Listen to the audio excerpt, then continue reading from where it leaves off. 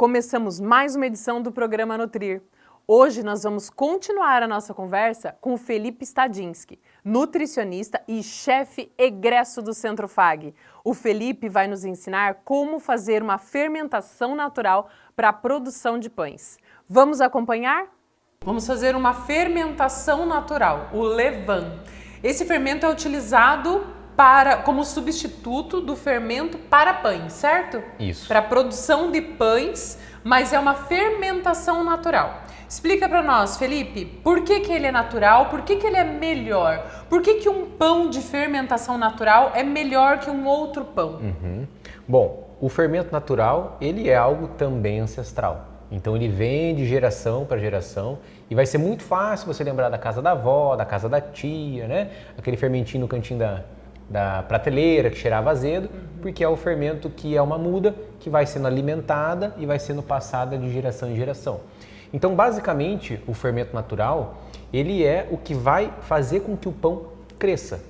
Então, a gente tem hoje um resgate dessa técnica dentro da gastronomia, que é fermentar dentro da panificação naturalmente. As pessoas estão buscando muito, né, esses produtos, assim, daquela época dos avós. Então, claro que a industrialização ajudou muito nesse processo, está tudo muito mais rápido.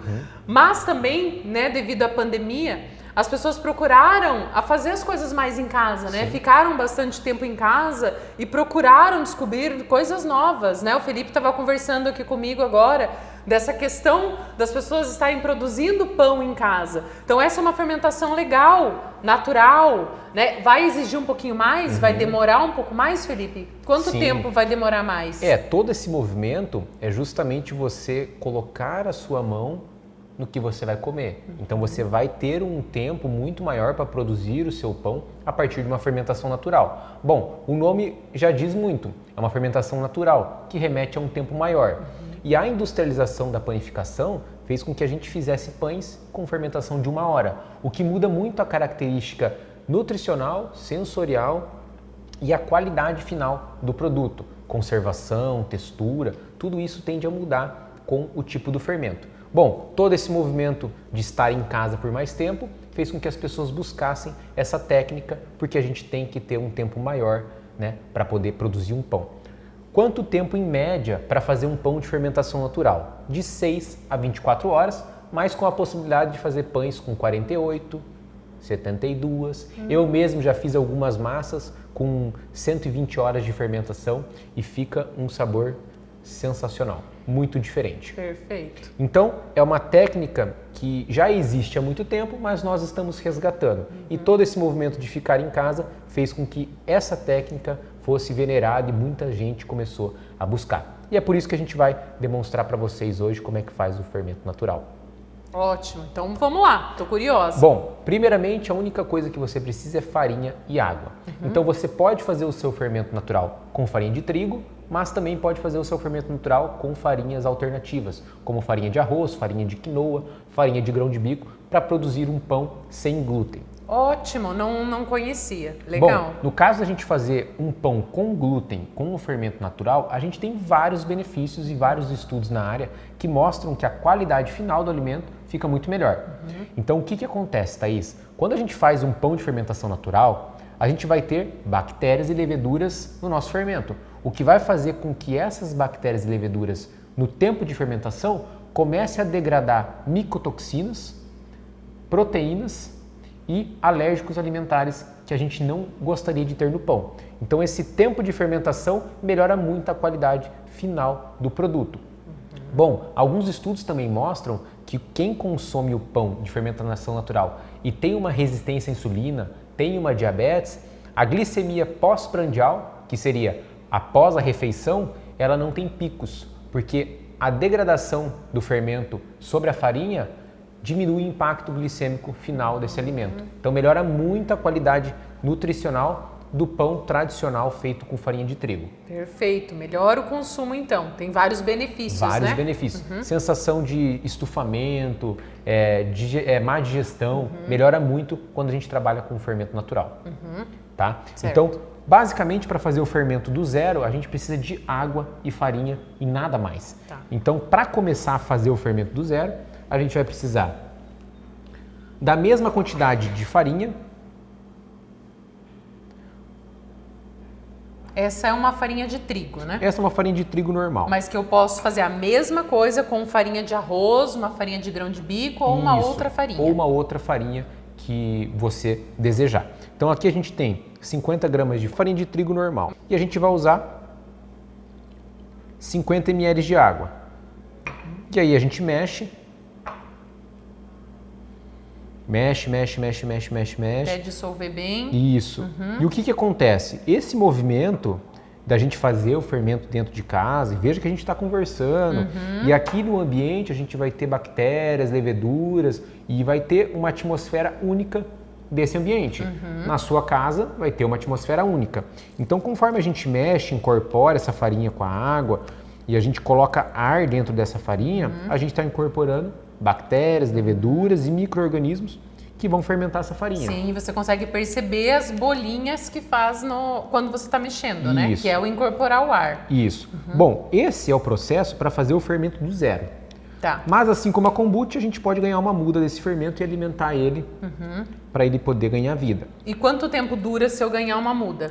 Se você alimentar ela, o resto da sua vida. Opa, restinho de vida então. Agora, aqui, para fazer o fermento do zero, a gente tem um processo mais longo.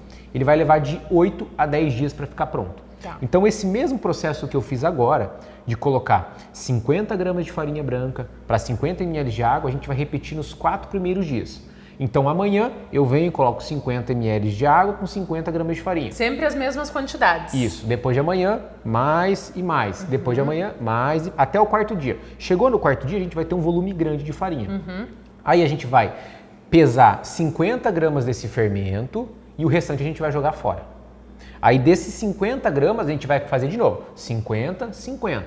Então eu vou ter no quarto dia 50 gramas do meu fermento, eu vou colocar mais 50 gramas de farinha e 50 ml de água. Vou mexer. No outro dia, eu vou tirar 50 gramas de fermento e vou fazer o mesmo processo. Quantas vezes? Até o 7º dia. Tá. Então, 4 dias alimentando, começando daqui dia 1, 4 dias. Isso. No 5º dia, eu vou dividir Isso. e vou pegar só 50 gramas. E vou continuar o processo. Acrescentar mais 50 de farinha e 50 de água. Mas por quantos dias?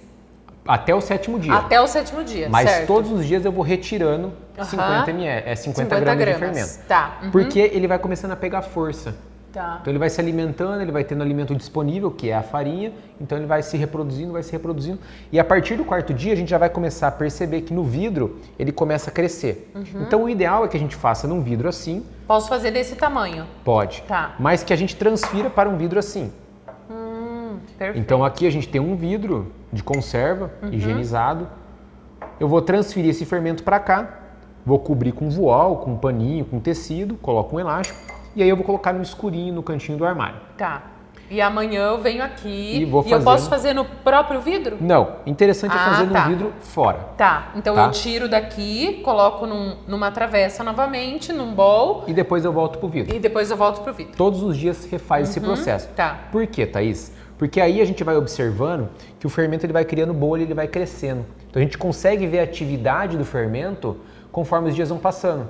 Porque é exatamente a atividade de fermentação que a gente quer. E aqui eu tenho mais contato com o ar, tá certo? Isso. Então para eu produzir o meu fermento, eu faço ele aqui, mexo bem até... Geralmente, quando a gente usa farinha sem glúten, a gente vai perceber que as primeiras mexidas a farinha fica mais densa. E conforme eu vou mexendo, ela vai ficando mais líquida. Tá. Então facilita muito. Tem algum segredo ou algo que vai diferir se eu utilizar a farinha de trigo ou a farinha de arroz ou qualquer outra farinha sem glúten? Ou Se é o a fermento mesma muda, coisa? É. O fermento vai mudar porque ele não vai ter o glúten. Então, para qualquer pessoa com sensibilidade, com alergia à proteína do trigo, Mas meu pão vai crescer. Vai Só crescer. Claro que ele vai ter uma característica diferente. Isso, diferente. As pessoas que comem pão sem glúten sabem que ele é um pão menor, mais baixo, né? Mas ele vai dar certo da mesma forma. Vai dar certo. Tá. Aí você vai adaptar a sua receita a fazer um pão sem glúten, mas a questão do fermento é o mesmo. Certo. A diferença da panificação sem glúten, da com glúten, é que geralmente com trigo a gente vai usar uma porcentagem de trigo para água, para fermento, para sal e óleo. É isso. Nas produções de pães sem glúten, a gente usa várias outras farinhas, além do fermento, para que a gente tenha um produto final interessante, certo? Bom, feito isso, você tem a sua muda de fermento.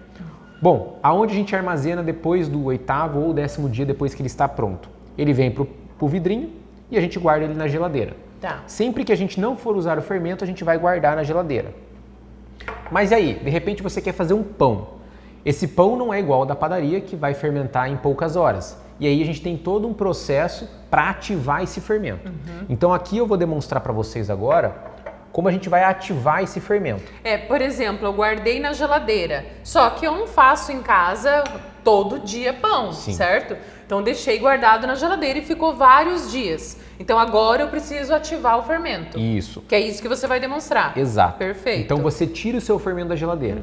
Vamos pensar que você quer fazer pão amanhã de noite. Então hoje você tem que tirar o seu fermento da geladeira e ativar ele. E essa ativação leva de 4 a 12 horas. Vai depender da atividade do seu fermento. Então pode demorar mais ou menos também por conta da temperatura que estiver o ambiente. Tá. Então quando a gente tira da geladeira, o fermento ele vai estar mais baixinho, ele vai estar mais duro. Então a gente vai fazer o mesmo processo. Vai pegar uma parte de fermento para uma parte de farinha para uma parte de água. Vai fazer toda a mistura e vai pôr no nosso vidrinho, certo? Esse aqui é um fermento que eu já ativei antes da gente começar o nosso programa. Mas aqui, ó, eu quero mostrar para vocês o seguinte. Como ele não estava no armário, eu uso um pedacinho de manta para deixar o vidro mais escuro e mais quentinho, certo? Isso é uma forma de você poder fazer isso na sua casa. E aqui, ó, esse fermento já foi ativado. Perceba que onde tem essa borrachinha é onde ele estava antes de eu fermentar. Eu ativei ele e eu coloquei a borrachinha na linha aonde ele estava.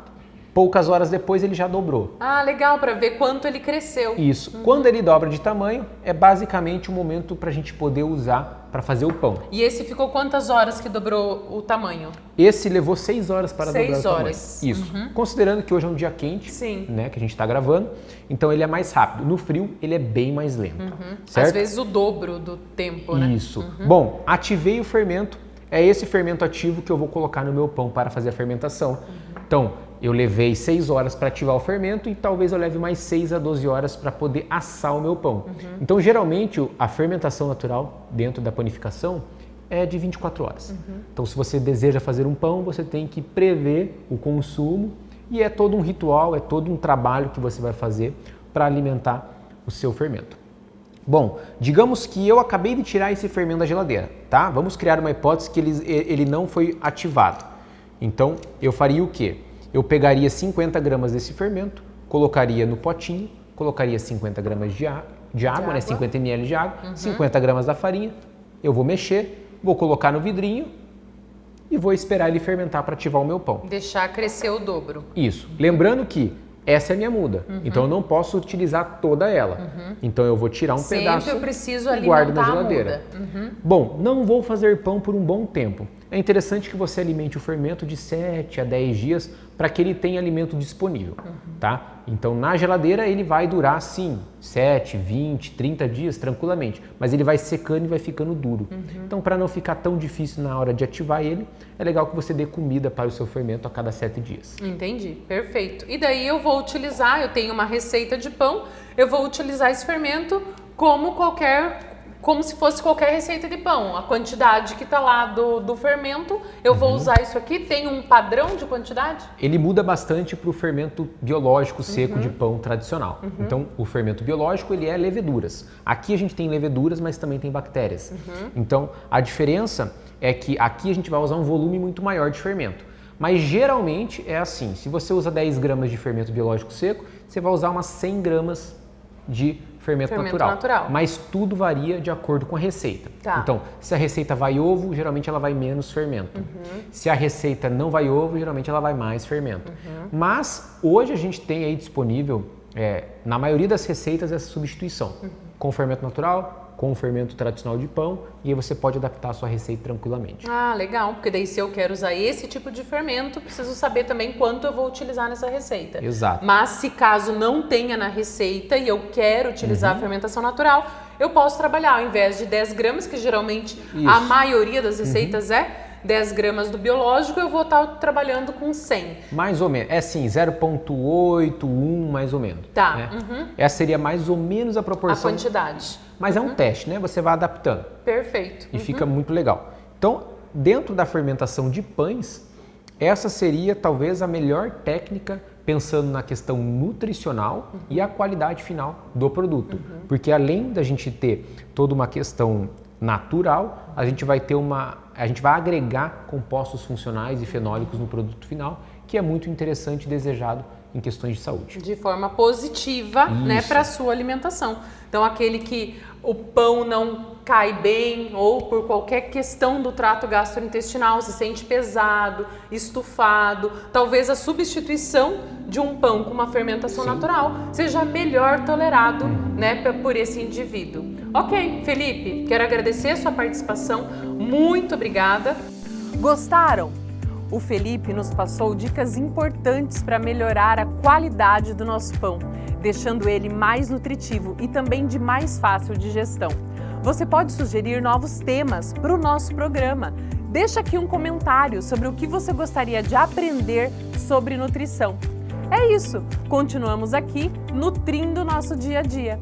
Lembrando que você pode acompanhar o programa pelo Instagram do curso de nutrição e também no YouTube, pelo canal FAG. Até o próximo Nutrir!